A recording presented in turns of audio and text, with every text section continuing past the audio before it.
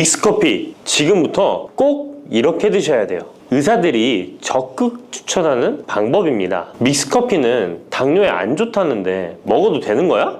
요즘 이렇게 질문하고 있지 않으신가요? 결론부터 말씀드리면 어떻게 먹는지에 따라 믹스커피는 건강에 도움이 될 수도 있고 안 될 수도 있습니다. 그래서 잘 알고 먹어야 하는 거죠. 지금부터 믹스커피에 대한 모든 것을 자세히 알아볼 텐데요. 영상 끝까지 보시면 믹스커피 성분, 효능, 부작용, 건강에 어떤 영향이 있는지와 사람에 따른 하루 권장량, 믹스커피와 같이 먹으면 정말 좋은 식품까지 그동안 몰랐던 믹스커피에 대한 모든 진실 아실 거예요. 제일 먼저 기억하실 게 믹스커피의 성분인데요. 믹스커피는 과연 어떤 성분으로 만들어졌을까요? 물론 믹스커피 제조사마다 성분이 조금씩 다르지만 가장 많이 드시는 믹스커피를 기준으로 말씀을 드릴게요. 믹스커피 성분 첫 번째는 프림입니다. 프림의 원료는 코코넛의 속살인데요. 코코넛 과육에서 채취한 식물성 지방을 분말로 만들어서 믹스커피의 프림으로 사용하는 것입니다. 근데 이 프림이 지방이니까 몸에 안 좋고 콜레스테롤 수치를 높인다 하는 분들도 있고 식물성 지방이라서 오히려 몸에 괜찮다 하는 분들도 있는데요. 어떤 게 맞는 걸까요? 정확히 말하자면 프림에 들어있는 지방은 코코넛에 추출한 식물성 지방이 맞긴 하지만 콜레스테롤을 대놓고 올리는 나쁜 포화지방이 맞습니다. 그런데 여기서 기억하셔야 할 것이 있는데요. 프림에 사용되는 주요 성분인 야자유는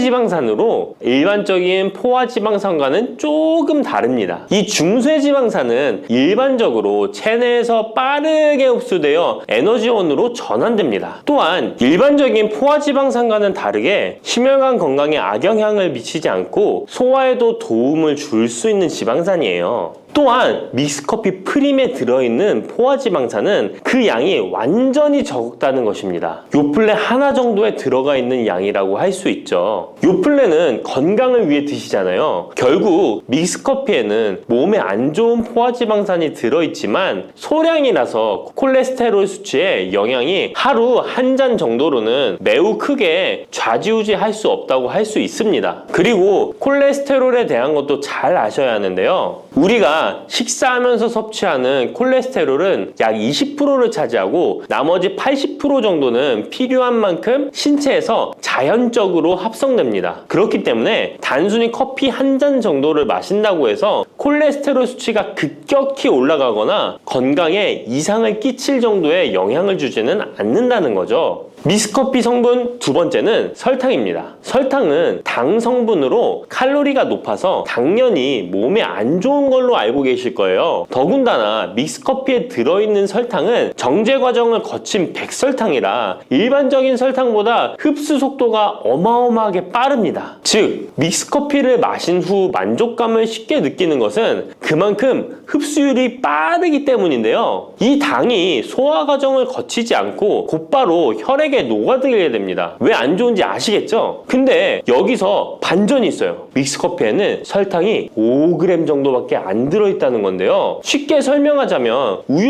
200ml 한 잔이 칼로리가 135칼로리 정도 되고요. 단순당 함량은 10g 정도 됩니다. 그리고 콜라 한 캔의 칼로리는 100칼로리 정도 되고 단순당 함량이 27g 정도 됩니다. 그리고 요구르트는 큰 거 말고 작은 요구르트도 칼로리가 45칼로리에 단순당 함량도 9g 정도 되는데요. 그렇다면 믹스커피 한 잔에 들어있는 칼로리는 얼마나 될까요? 믹스커피 한 잔에는 칼로리가 50칼로리 정도 들어있고요. 단순당은 6g 정도 들어있어요. 칼로리를 먼저 보자면 작은 요구르트 한 병 정도 수준인 거예요. 콜라랑 비교해봐도 콜라 절반 정도 수준이고 우유 200ml 한 잔하고 비교하면 3분의 1 정도 되는 거예요. 우유는 건강에 좋다고 드시는 경우가 많은데 칼로리로만 보면 믹스커피가 더 좋아 보이죠? 물론 칼로리만 비교할 수는 없겠죠. 그 다음에 단순당을 한번 비교해 볼게요. 단순당이 믹스커피 한 잔이 5g인데 작은 요구르트랑 비교해도 절반 정도 수준이고 콜라 한 캔이랑 비교하면 6분의 1 정도 수준이에요. 그리고 우유 200ml랑 비교해도 절반 수준인 거죠. 이렇게 비교하면 요구르트나 우유, 콜라 절대 먹지 말아야 하는 거 아니야? 이렇게 생각하실 수 있는데 그게 아니고요. 믹스커피가 그만큼 칼로리와 단순당이 생각하시는 것보다는 적다는 거예요. 칼로리와 단순당이 높으면 당연히 몸에 안 좋을 수 있는데 생각하시는 것처럼 믹스커피에 많지 않고 적응량이니 하루에 5잔, 6잔씩 매일 꾸준히 드시는 거 아니면 심각한 질환을 초래할 만큼 영향을 끼치지는 않습니다. 그러면 하루에 몇 잔까지 먹는 게 괜찮을까요? 일단 당뇨가 있거나 당이 높으신 분들은 하루 1잔 정도가 적당한데요. 식후 3시간 정도 후에 드시는 걸 추천드립니다. 그리고 당 체크를 계속 하시니 당 수치가 높지 않으시면 2잔 정도까지 드셔도 괜찮으실 거예요. 당뇨가 없으신 일반인 분들은 하루에 2잔에서 3잔까지도 상관이 없으시고요. 그렇다고 이를 매일매일 드시는 것은 적은 양이라도 몸속에 쌓이기 때문에 그리 좋지는 않다는 거 다들 알고 계시죠? 그래도 건강을 위해 미리 예방하는 차원에서 식후 바로 드시지 마시고 2시간 정도 후에 드시면 좋습니다.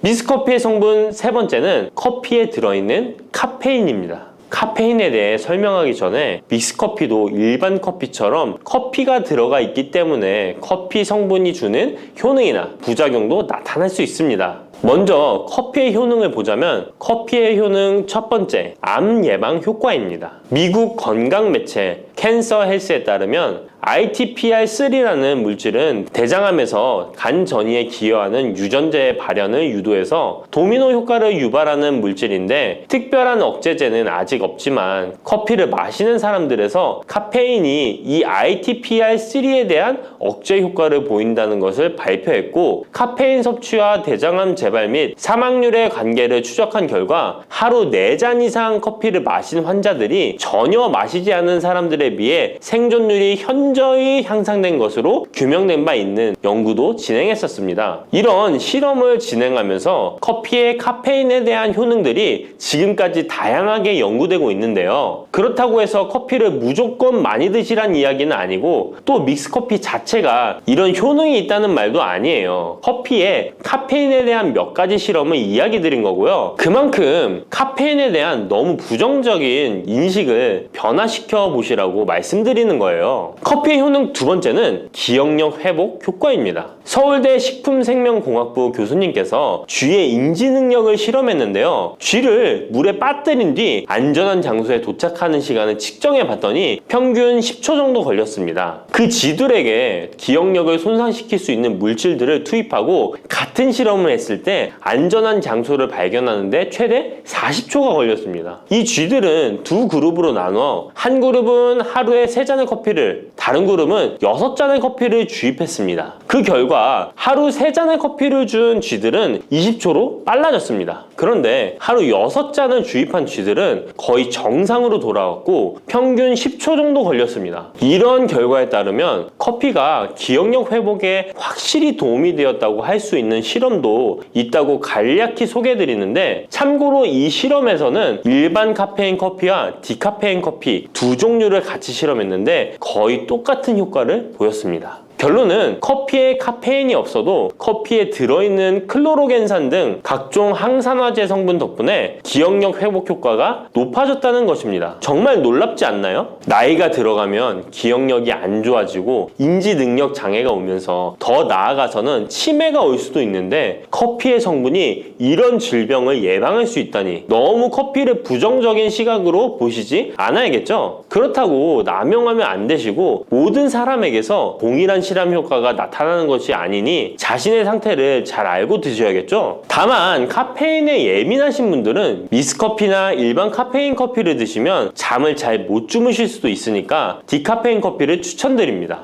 그리고 역류성 식도염, 위염 같은 위장 질환이 있으신데 커피는 드시고 싶은 분들은 될 수 있으면 디카페인 커피를 드시면 되겠죠? 커피의 효능 세 번째는 혈당 조절 효과입니다. 전 세계적으로 대사증후군을 앓고 있는 사람이 10억 명이 훨씬 넘는다고 하는데요. 이처럼 많은 사람들이 모든 질병의 근원이라고 불리는 대사증후군을 가지고 있습니다. 최근의 연구들은 커피가 대사증후군의 발병 위험을 감소시킨다는 것을 보여주고 대사증후군의 발병 위험률을 감소시킨다는 것을 보여주고 있는데요. 커피에 대한 매우 흥미로운 연구 논문을 소개하겠습니다. 이 연구는 하루에 5잔의 카페인을 마신 사람들과 카페인이 없는 커피를 마신 사람들을 비교했습니다. 카페인 커피를 마시는 사람과 카페인 없는 커피를 마시는 사람은 커피를 마시지 않는 사람에 비해 당 섭취 2시간 후 혈당이 13.1%나 크게 떨어졌습니다. 이 외에도 카페인의 혈당에 관계된 실험들도 많이 존재하는데요. 카페인도 적절한 용량, 그렇다고 음료에 들어가 있는 합성 카페인을 말씀드리는 건 아닙니다. 적절히 섭취하면 큰 부작용 없이 드실 수 있다는 것을 말씀드리는 거예요. 커피 효능, 네 번째는 다이어트 효과입니다. 다이어트라는 사람들이 운동하기 전에 커피를 마시고 나서 운동을 한다면 카페인이 신진대사를 빠르게 함으로써 운동 효과를 증진시키기 때문에 체중 감량에 도움을 줄 수 있습니다. 뿐만 아니라 커피에는 카페인 성분이 포함되어 있는데요. 당연하게도 믹스커피에 포함된 커피에도 카페인이 포함되어 있고요. 이런 카페인은 적절한 용량을 섭취한다면 신체적 피로 해소와 소화 기능 개선과 같은 효능을 누릴 수 있습니다. 오전에 커피 한 잔을 마시면 화장실에 가고 싶어지는 것도 커피에 카페인 성분이 장 운동을 활발하게 해주는데 영향을 주기 때문입니다. 카페인 성분이 장 운동을 활발하게 해주는데 영향을 주기 때문입니다. 물론 이뇨작용도 활발히 해줘서 소변도 조금 더 많이 보게 되긴 합니다. 다시 돌아가서 믹스커피에 들어있는 세 번째 성분 카페인에 대해 알아볼게요. 믹스커피에 포함된 카페인 용량은 제품마다 차이가 있을 수 있어요. 하지만 평균적으로 60mg 가량의 카페인이 한 잔 용량의 믹스커피에 포함되어 있는데요. 이는 일반적인 아메리카노 대비 3분의 1 수준에 해당하는 수치입니다. 결과적으로 믹스커피의 카페인은 일반 아메리카노보다도 훨씬 적게 들어있는 거죠. 그렇다면 식약처에서 권고하는 카페인 1일 최대 섭취량은 얼마나 될까요? 일반 성인의 경우 카페인 최대 섭취량은 400mg 정도이고요. 어린이나 청소년은 체중 1kg당 2.5mg 이하, 임산부는 200mg 정도입니다. 그러나 임산부의 경우에는 카페인이 태아에 미치는 영향이 조금이라도 있으니 안 드시는 게 좋겠죠? 콜라 한 캔에 카페인이 보통 35mg 정도 들어있으니 믹스커피가 카페인 함량도 크지 않다는 걸 알 수 있습니다. 여기서 잠깐! 그렇다면 믹스커피와 같이 먹었을 때 효과를 극대화시킬 수 있는 식품이 있을까요? 커피와 같이 먹으면 좋은 음식, 첫 번째는 강황입니다. 노란 빛깔의 강황가루를 넣은 커피를 골든 라떼라고도 부르고 있습니다. 강황이 몸에 좋다는 사실이 알려지면서 이미 미국과 유럽 등 전 세계적으로 엄청난 인기를 끌고 있는 새로운 종류의 커피 중 하나인데요. 강황에 함유된 커큐민 성분에는 강력한 항염 효과를 지니고 있어서 체내의 염증 유발 물질을 억제하며 암세포가 발생하고 증식되는 위험을 낮춰줍니다. 또한 우울증을 완화하는 데도 도움이 되며 기억력을 개선하고 치매를 예방하는 등의 다양한 효능을 가지고 있습니다. 강황 커피는 커피 한 컵에 강황 한 티스푼을 넣어 마시면 좋은데요. 강황 속의 커큐민은 우리 몸에 굉장히 흡수되기 어려운 성질을 가지고 있습니다. 그래서 세계적으로 유명한 원료 기업들은 각 기업마다의 커큐민 흡수율을 높인 특허 원료를 만들어내곤 하는데 간단하게 흡수율을 높일 수 있는 방법이 있습니다. 바로 후추입니다. 미국 텍사스 주립대학에서 실시한 연구 결과 강황의 커큐민은 후추의 페페린과 만나면 흡수율이 2000%까지 높아지는 것으로 나타났습니다. 강황 커피에 후추를 아주 살짝 넣어 드시면 건강 개선 효능을 높일 수 있으며 만약 향이 강하다고 느껴지신다면 우유를 조금만 넣어 드셔도 아주 좋습니다. 믹스커피와 같이 먹으면 좋은 음식 두 번째는 계피입니다. 커피에 계피를 넣으면 아주 향긋한 커피를 즐길 수 있어요. 후추와 정향에 이어 세계 3대 향신료 중 하나인 계피는 이미 수천 년 동안 약재로 사용되어 왔으며 여러 연구를 통해 계피의 다양한 효능이 입증되어 왔습니다.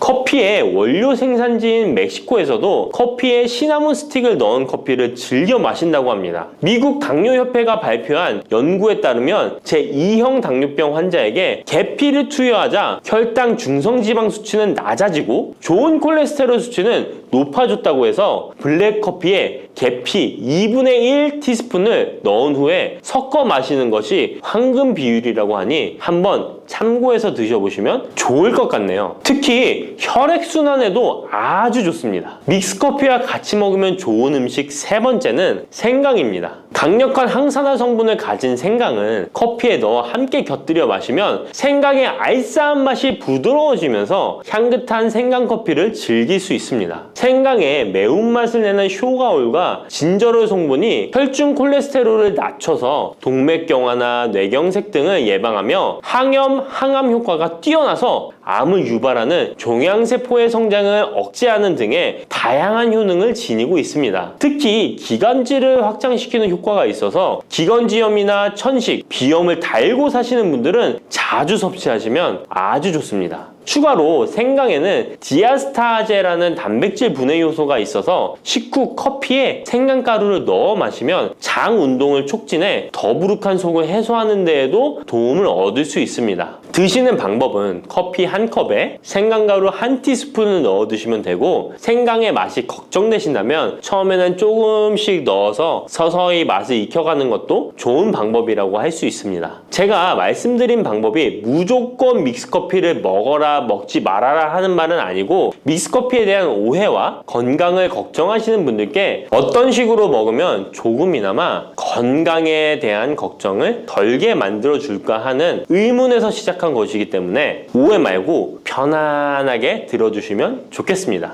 네, 안녕하세요. 네, 안녕하세요. 오늘은 어떤 궁금한 점을 가지고 계신가요? 여러분의 먹을 것에 대해서 같이 한번 생각해보죠. 요즘 귤을 사람들 많이 먹고 있습니다. 제가 제일 좋아하는 저희 넘버원 과일입니다. 귤에 그럼 효능이 어떤 게 있는지 좀 궁금해요. 일단 귤은 비타민C가 매우 많고 또 플라보노이드, 우리가 카로티노이드 이렇게 부르는 항산화 물질들도 굉장히 많이 들어가 있어요. 하얀 속껍질 부분에 뭐가 있다고 제가 들었거든요. 귤 이렇게 까면 하얗게 이렇게 실같이 나오는 거요. 네네네. 다 벗겨내고 드시는 분도 계시고 정말 개인 취향일 수 있는데 웃기게 들리실 수 있겠지만 그런 것들도 다 작용이 있어요. 그래서 사실은 그 귤에 붙어있는 이 하얀 것들을 그냥 입에 크게 거슬리지 않는다면 드시는 것도 나쁘지 않은 게 그 성분 자체가 약간 혈관 건강에도 좀 도움이 되는 것으로 연구 결과들이 누적이 되어 있기도 해서 기왕이면 그냥 드시면 어떨까?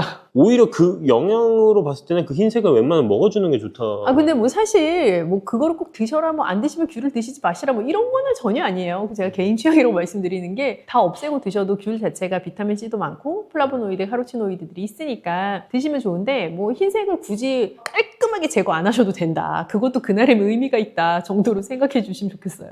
귤이 피부 건강에도 좋다는 말이 있어요. 일단 비타민C가 많은 건 피부 건강에 좋습니다. 우리가 피부 건강에서 굉장히 중요한 게 콜라겐인데, 콜라겐은 비타민C 대사와 연결이 되어 있어요. 그래서 비타민C가 많은 것은 피부 건강에 도움이 되는 것은 사실이고요. 그리고 귤 자체가 수분도 많은 과일이기 때문에 우리가 고체류의 무언가를 가지고 수분을 섭취한다라고 할 때 오이, 수박 이런 거 생각하시는 것처럼 귤도 또 그 중에 하나가 될 수 있죠. 이 신장이 안 좋은 분들 같은 경우는 귤을 얼마나 먹는 게 좋을까요?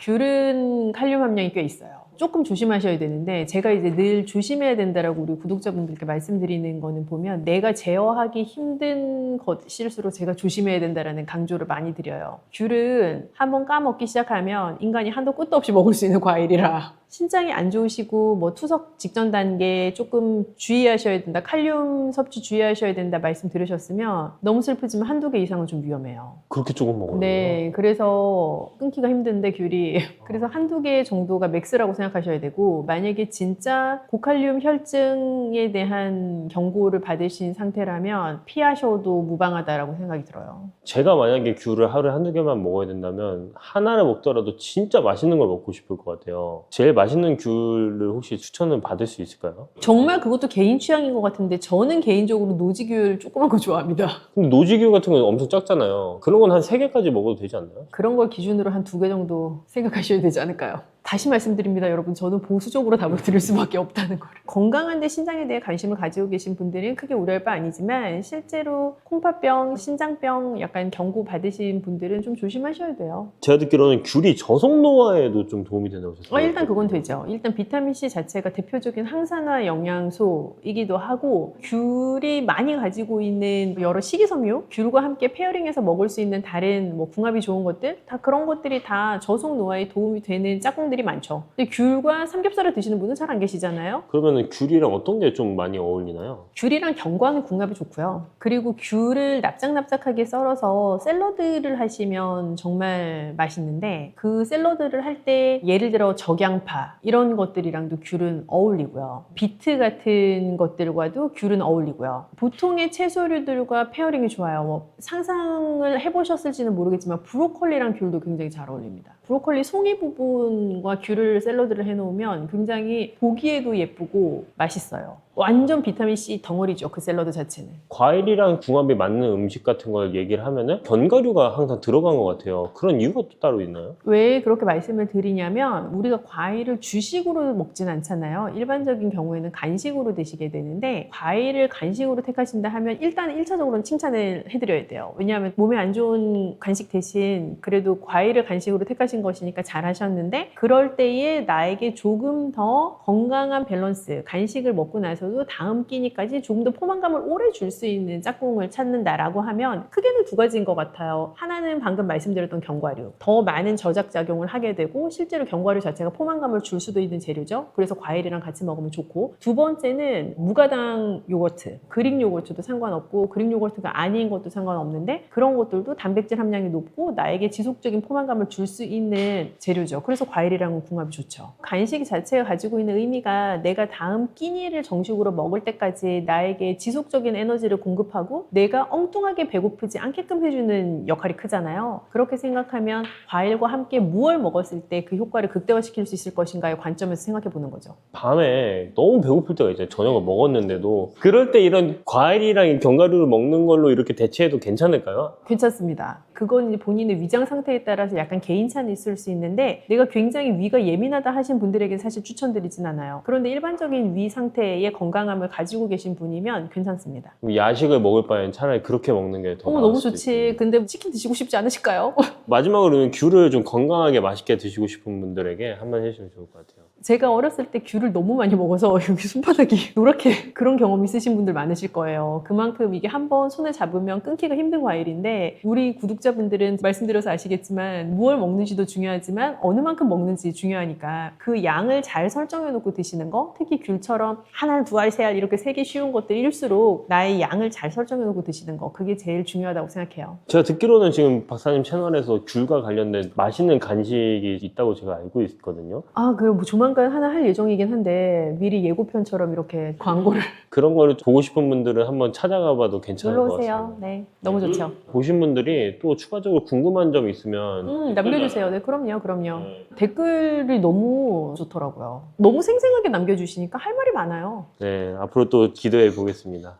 혈관을 깨끗하게 하고 당뇨를 예방하려면 땅콩을 이렇게 드셔야 합니다. 여러분, 땅콩 좋아하시는 분 있으신가요? 저는 땅콩과 건어물을 안주로 참 좋아하는데요. 이런 맛있는 땅콩이 건강에 좋은 효능들이 많다는 것 혹시 아시나요? 심심풀이 땅콩이라는 말이 있을 정도로 땅콩은 우리에게 매우 친숙한 음식인데요. 하지만 땅콩의 그 놀라운 효능을 제대로 아는 분은 많이 없을 거예요. 땅콩이 얼마나 우리 몸에 좋은 영향을 미치는지, 그리고 어떻게 섭취하면 더 좋은 효과를 볼 수 있는지 땅콩에 대해서 자세히 알아보겠습니다. 어렸을 적에 키가 작은 친구를 땅콩 같다고 놀리지 않으셨나요?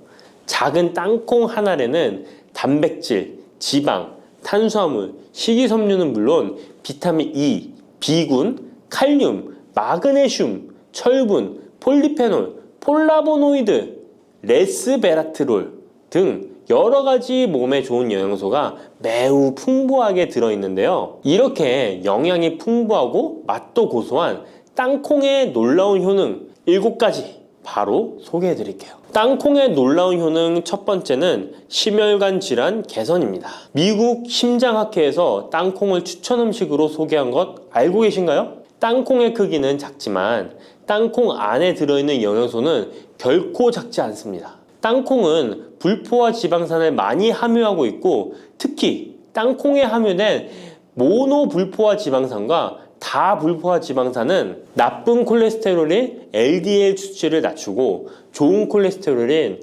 HDL을 높이는 데 도움이 됩니다. 또한 땅콩에 함유된 단일 불포화 지방산은 혈중 콜레스테롤 수치를 낮추는 데 도움을 주는데요. 혈중 콜레스테롤이 낮아져 심장 건강을 지키는데 매우 좋은 작용을 하는 것이죠. 또한 땅콩은 불포화 지방산이 풍부하고 비타민 E가 풍부하게 들어있어 심혈관 건강에 도움을 주고 혈관을 보호하며 혈액순환과 동맥경화증을 예방하고 심장 질환의 위험을 줄여줍니다. 또한 땅콩은 마그네슘, 칼륨, 식이섬유와 같은 심혈관 건강에 중요한 영양소를 함유하고 있어 혈압을 조절하고 혈관을 건강하게 유지하는 데 도움을 준다는 것 꼭 기억해 주세요. 땅콩의 놀라운 효능 두 번째는 뇌 건강에 도움을 주는 것입니다. 땅콩에는 레시틴과 비타민 E가 들어있는데요.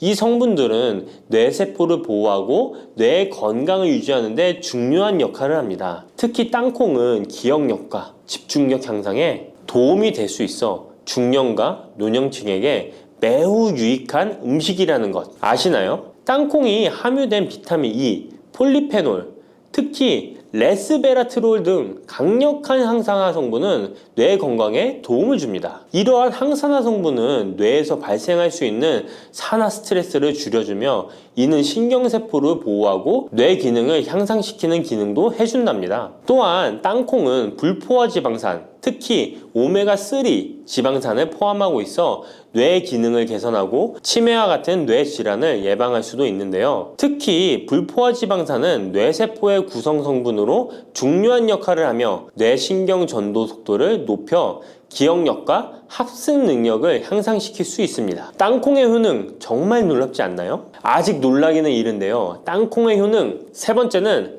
체중 관리에 도움을 주는 것입니다. 땅콩은 단백질과 섬유질이 풍부해서 조금만 먹어도 포만감을 오래 유지시켜주는데요. 그래서 과식을 예방하고 체중을 관리하는 데 도움을 줄 수 있죠. 그냥 땅콩도 좋지만 땅콩을 갈아 만든 땅콩 버터도 포만감을 오래 유지시켜줘서 과식을 방지하는 데 효과적입니다. 또한 단백질과 지방산이 풍부해서 에너지를 공급하고 건강한 체중 관리를 돕습니다. 하지만 모든 음식은 과유불급 작지만 영양이 풍부한 땅콩은 고칼로리 식품이기 때문에 하루에 10알에서 20알 정도 적당량을 섭취하는 것이 중요하다는 것 꼭 기억해 주세요. 땅콩의 놀라운 효능 네 번째는 바로 당뇨 관리 효능입니다. 땅콩이 당뇨에 효능이 있다니 신기하죠? 땅콩에는 불포화 지방산이 많이 함유되어 있고 혈당 수치가 낮아서 혈당을 천천히 올리는 효과가 있는데요.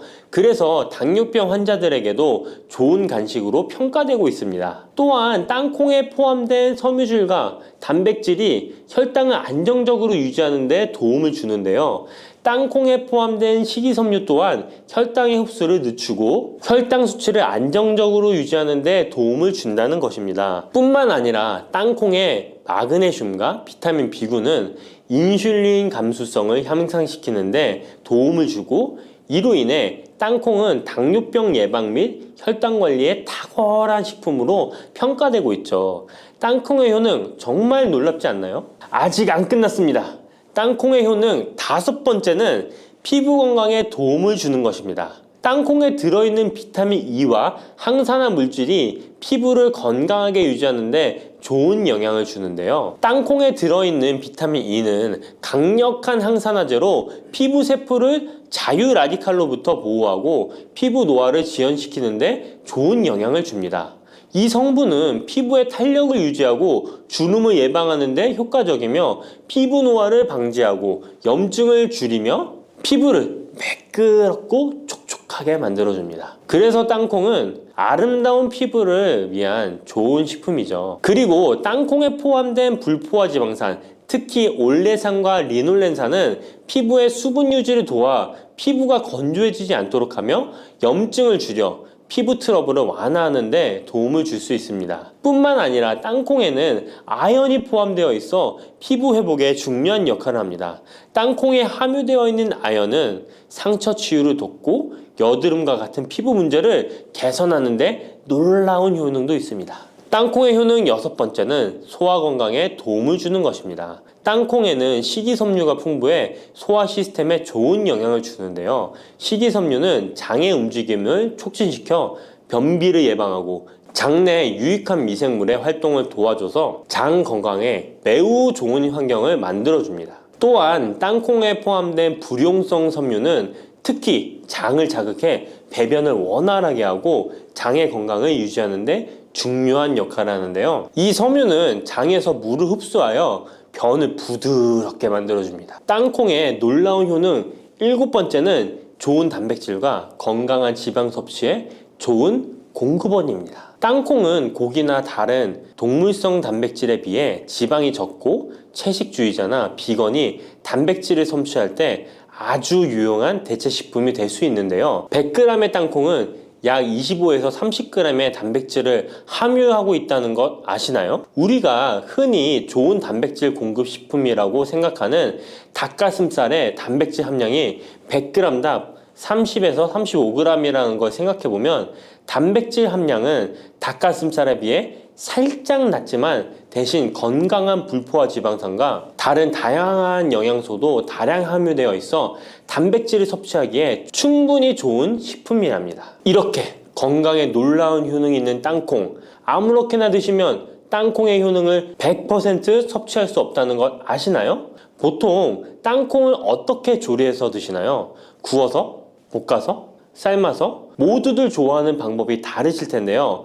생땅콩을 먹는 것이 가장 좋다라고 들으신 분들도 있으실 거예요. 과연 땅콩을 가공하지 않고 생으로 먹는 것이 가장 좋은 방법일까요? 정답은 아니오입니다. 생땅콩에는 독성이 있을 수 있는 물질인 아플라톡신이 포함되어 있을 수 있기 때문에 이를 피하기 위해서는 반드시 충분히 익혀 먹어야 하는데요. 볶거나 구운 땅콩은 아플라톡신을 제거할 수 있어 안전하게 섭취할 수 있지만 그보다는 땅콩을 삶아서 먹는 것이 더 건강에 좋다는 것 알려드릴게요. 땅콩을 삶았을 때 더욱 건강에 좋은 이유 몇 가지가 있는데요. 바로 알려드릴게요. 첫 번째, 삶은 땅콩은 볶은 땅콩에 비해 항산화 성분이 더 많습니다. 볶을 때 일부 항산화 성분이 파괴될 수 있고 또한 땅콩의 껍질에는 폴리페놀과 레스베라트롤이 풍부하게 함유되어 있기 때문에 땅콩을 볶은 뒤 버리는 껍질은 이런 몸에 유익한 성분들을 섭취할 수 없기 때문입니다. 두 번째, 삶은 땅콩은 과일산이 더 적고 식이섬유도 풍부한데 이로 인해 소화가 더 용이합니다. 세 번째, 삶은 땅콩은 아크릴아마이드라는 발암 물질이 덜 생성됩니다. 아크릴아마이드는 고온에서 볶을 때 발생할 수 있는데 삶은 과정에서는 이 유해 물질이 생성되지 않습니다. 이제는 건강을 위해 삶아 드셔야 한다는 것 아셨죠? 하지만 땅콩을 섭취하시기 번거롭거나 조금 더 쉽게 섭취하고 싶은 분들도 있으실 텐데요. 이런 분들은 땅콩 버터를 드시면 됩니다. 땅콩 버터는 땅콩에 버터를 넣은 거 아니야? 라고 생각하시는 분도 있으시죠? 그것은 아니고 땅콩을 계속해서 갈게 되면 크림과 같은 형태로 변하게 되는데 이게 마치 버터처럼 부드러워 땅콩버터라고 부르는 것입니다. 땅콩버터는 땅콩의 영양소를 그대로 담고 있어 섭취할 때 매우 편리한데요. 다만 가공된 버터에는 설탕이나 염분이 추가될 수 있기 때문에 첨가물이 없는 순수한 땅콩버터를 선택하는 게 좋겠죠? 땅콩버터는 샐러드 드레싱에 넣거나 통밀빵에 발라 먹으면 더욱 맛있고 건강하게 섭취할 수 있습니다. 맛도 좋고 건강에도 좋은 땅콩, 이렇게 좋은 땅콩도 섭취하실 때 몇 가지 주의할 점이 있다는 것 알고 계신가요? 땅콩을 섭취할 때 주의할 점들 알려드릴게요. 땅콩 섭취 시 유의할 점 첫 번째는 알레르기입니다. 땅콩 알레르기 있는 분은 절대 땅콩을 드시면 안 되는데요. 땅콩은 알레르기를 일으킬 수 있는 대표적인 식품이기 때문에 본인이 알레르기가 있는 걸 인지하시는 분이라면 절대 피하셔야 합니다. 땅콩 알레르기는 가벼우면 목, 혀의 가려움이나 발진 등이 일어날 수 있는데요. 만약 알레르기 증상의 정도가 심하다면 호흡곤란, 혈압저하, 아나필락시스 등 매우 심각한 반응을 일으킬 수 있으므로 알레르기 반응이 있다면 즉시 땅콩 섭취를 중단하시고 의사와 상담받는 것이 필요합니다. 또한 땅콩이 들어간 음식이 아니어도 전에 같은 조리기구를 사용해서 만든 요리도 땅콩의 성분이 남아있을 수 있어 알레르기가 있는 사람에게는 위험할 수가 있는데요. 알레르기가 있는 분은 꼭 땅콩이 들어갈 수 없는 환경에서 조리가 된 건지 확인하는 게 중요합니다. 땅콩을 섭취할 때 유의사항 두 번째는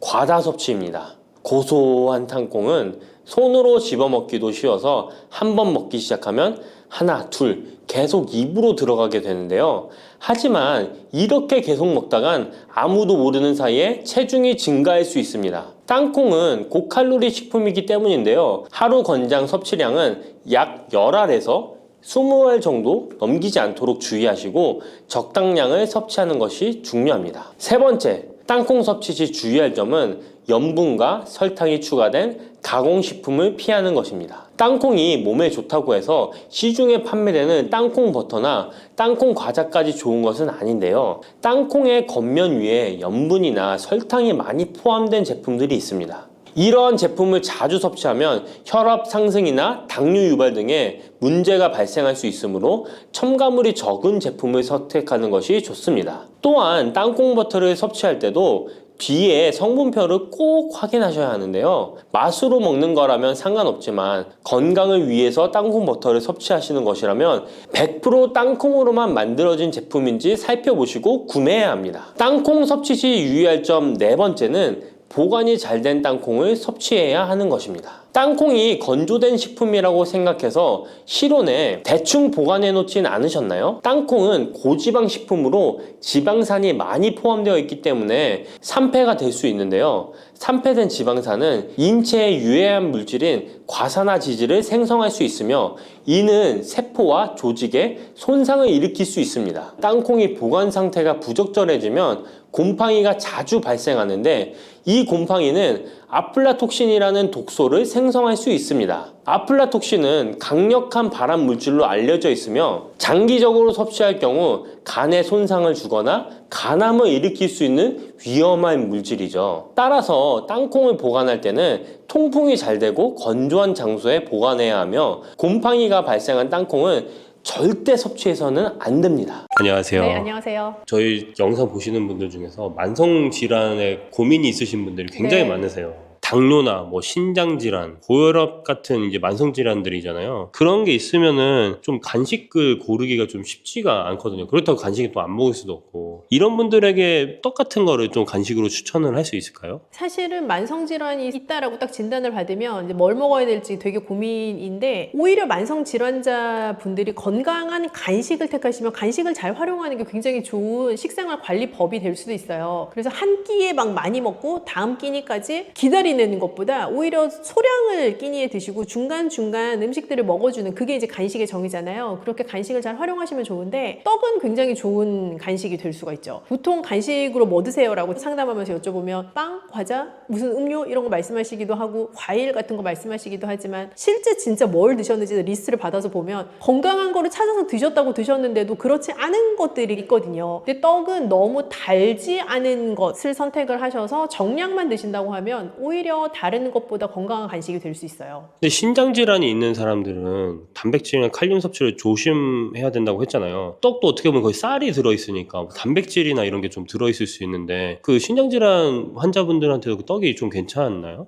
쌀이라는 이제 재료는 여러 곡류 중에 가장 단백질이 낮은 곡류에 해당을 할 수가 있어요. 그래서 떡의 주재료는 뭐 맵쌀이든 찹쌀이든 여하튼 흰 쌀 자체가 떡의 주재료인 경우가 많아서 그 흰쌀로 만들어진 떡 자체는 오히려 신장 질환자분들이 정량 드셨을 때 좋은 간식으로 선택을 할 수 있는 요소가 되죠. 팥이나 콩이 들어간 떡 같은 경우는 좀 칼륨이 높을 수 있잖아요. 떡 떡 종류를 생각해 보시면 백설기 이런 것처럼 딱 하얗게 딱 그것만 보이는 떡 말고 팥, 콩, 견과 이런 것들이 많이 붙어있는 찰떡 이렇게 부르는 떡들 있잖아요. 그래서 그런 떡이 일반 건강인들한테는 되게 좋은 간식인데 신장질환 있으신 분들에게는 조금 부담스러운 선택이 될 수가 있어요. 왜냐하면 일반 쌀에 비해서 팥, 콩, 견과 이런 재료들은 단백질 함량도 좀 높고 칼륨 함량도 좀 더 높을 수 있어서 신장에 부담을 줄 수가 있거든요. 그래서 그런 떡보다는 오히려 조금 더 심플한 재료로 만들어진 떡을 고르시면 더 좋을 것 같아요. 근데 제가 이제 이런 컨텐츠를 하다 보면서 팥이나 이런 것들이 신장에 좀 도움이 될 수 있는 부분이 약간 이뇨작용을 좀 해가지고 그럴 수 있다라고도 했었는데 여기서는 좀 다를 수 있나요? 우리가 이뇨작용이라고 이제 얘기를 하면 소변을 배출하게끔 하는 작용을 더 촉진시킨다라는 개념으로 이해를 할 수가 있는데 사실 우리나라의 여러 컨텐츠들이 키워드를 기반으로 내용을 띄울 때 이뇨작용은 붓기 제거, 다이어트, 뭐 체중 감량 이런 류의 키워드 안에서 이제 돌던 하나의 뭐 영양상의 이점이라고도 많이들 이해를 하고 계실 거예요. 그런데 이제 신장이라는 게 소변을 배출하는 기능이랑 연관이 있다 보니까 소변 자체를 많이 나오게 하면 신장 건강에 좋지 않을까라는 생각으로 자연스럽게 이어지실 수도 있을 것 같은데요. 이뇨작용을 촉진시키는 식재료 자체가 신장 건강에 반드시 도움이 된다고 볼 수는 없고요. 오히려 그 재료들이 가지고 있는 칼륨의 함량이 너무 높아서 과량으로 먹었을 경우에 내 신장에 좀 더 무리가 될 수 있는 내가 생각하지 않았던 반대의 효과도 있을 수 있죠. 고혈압이 있는 분들한테는 떡이 괜찮을 수 있을까요? 고혈압 있는 분들이 가장 1번으로 조심하셔야 되는 영양소가 관리해야 되는 게 이제 나트륨이라고 다들 알고 계시는데 나트륨 함량이 높은 건 대부분 소금이 많이 들어가서 내 입에서 짠맛이 나거나 혹은 뭐 간장, 다른 뭐 케첩 이런 류의 다른 부가적인 양념류가 굉장히 많이 사용이 돼서 내 입맛에서는 뭐 아주 짜진 않아도 실제 음식이 가지고 있는 나트륨 함량이 높거나 이제 하는 그런 여러 가지 요인들이 있는데요. 떡 자체는 전통적인 조리법에 의해서 만들어진 떡이라면 사실 나트륨이 추가적으로 많이 들어가지 않아요. 그래서 나트륨 함량이 떡 자체가 높다라고 볼 수는 없어요. 실제 떡 먹고 아이고 짜서 못 먹겠다 이렇게 생각하시는 분은 안 계시잖아요. 그래서 그 떡 자체가 가지고 있는 나트륨 함량은 그렇게 높지 않기 때문에 고혈압 진단 받으신 분들에게도 정해진 양을 잘 지키실 수 있으면 떡은 좋은 간식이 될 수 있죠. 고혈압 분들한테 좀 권장하는 양이 있을까요?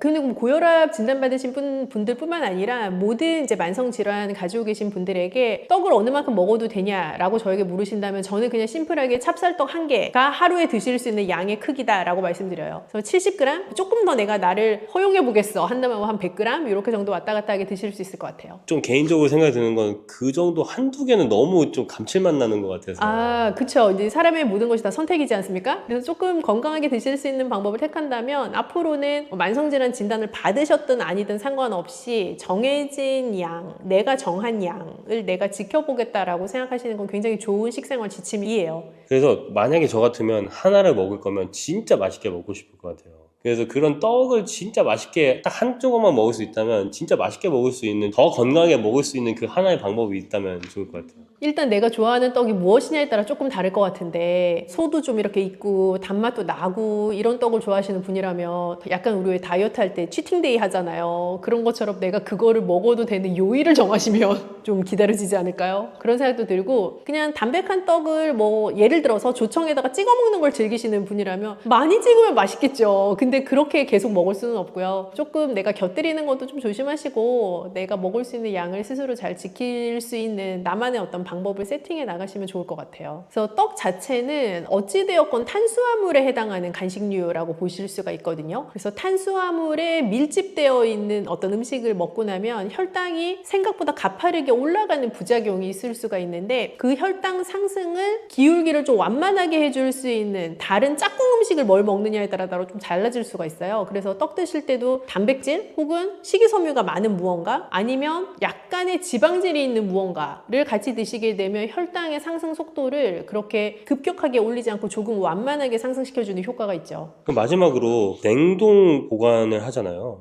이런 떡들을 좀 맛있게 먹으려면 어떻게 하면 좋을까요? 떡을 이제 구매를 하시고 나면 대부분 실온에 두신 상태의 그 소비 기한 동안에 빠르게 드시거나 아니면 그 기간 안에 못 드실 것 같으면 이제 냉동에 넣는 게 가장 떡을 잘 보관할 수 있는 방법인데, 냉동에 넣어놓은 떡을 내가 다른 추가적인 조치 없이 해동만 한 상태에서 바로 먹으려고 그러면 그 떡의 쫀득한 식감도 없어지고 옛날에 보들보들 쫄깃쫄깃 이런 거 다 없어요. 그래서 그렇게 먹을 수는 없고요. 냉동된 떡 자체는 전자레인지에 가볍게 돌려주시거나 그때 물을 이렇게 조금 뿌려주시면 더 좋고요. 아니면 찜기에 살짝 다시 쪄서 드시면 원래의 떡의 본연의 맛을 좀 더 즐기실 수가 있죠.